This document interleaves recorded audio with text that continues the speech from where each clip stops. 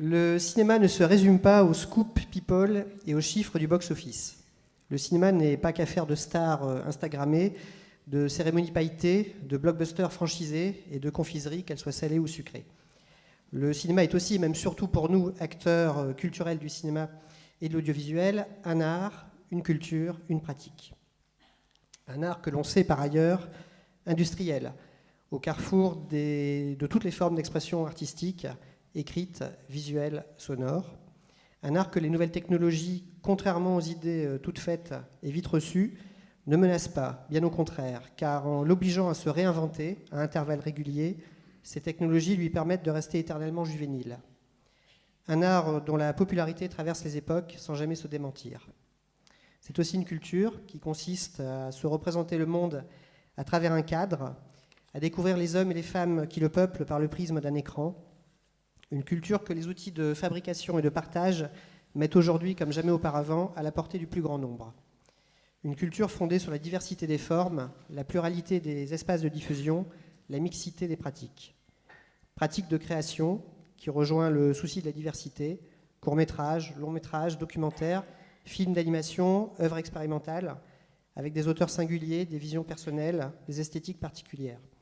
Pratique de spectateur qui s'exerce en festival, dans la salle de cinéma, dans les lieux alternatifs. Pratique qui s'entretient, qui se développe, seul face à l'écran dans la sphère privée, ou collectivement dans les dispositifs éducatifs ou scolaires encadrés.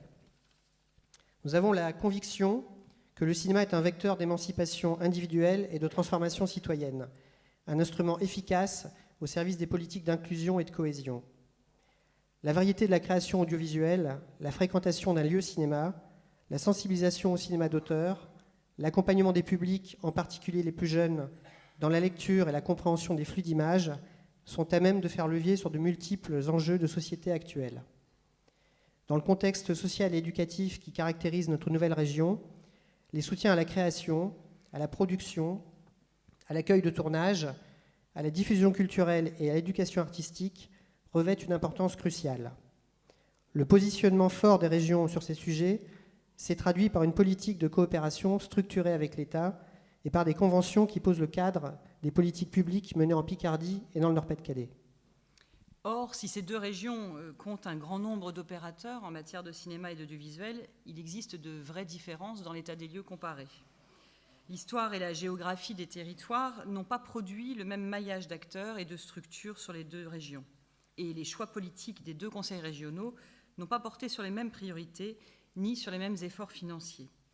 Aujourd'hui, l'enjeu est celui de la construction d'une politique cinéma et audiovisuel homogène sur la nouvelle grande région. À partir des forces et des faiblesses de chacune des deux régions, il s'agit de repenser les arbitrages et les équilibres. Dans un environnement saturé d'écrans, où il est primordial d'accompagner les regards, il faut reposer les fondements d'une action publique qui encourage la création et l'innovation, favorise le maillage territorial, s'adresse aux publics les plus larges, participe de la dynamique des territoires et s'appuie sur les artistes et les professionnels qui y travaillent. Les préconisations sur la question de la création s'appuient autour de l'expérience et les dispositifs initiés par la région Nord-Pas-de-Calais pour bâtir une politique d'irrigation homogène qui valorise l'ensemble des décors, l'ensemble des compétences, l'ensemble des professionnels présents sur le tout nouveau territoire. Ça passe par le redimensionnement du fonds d'aide à la production, en gardant l'équilibre entre qualité artistique et vitalité économique de la filière, par l'intégration et la réactivation du tissu professionnel en Picardie, et aussi par la circulation des jeunes en professionnalisation actuellement sur les deux territoires. En matière de diffusion culturelle, il est essentiel pour les politiques publiques d'avoir une attention particulière aux salles et aux actions de diffusion culturelle qui participent pleinement à l'aménagement culturel de la région.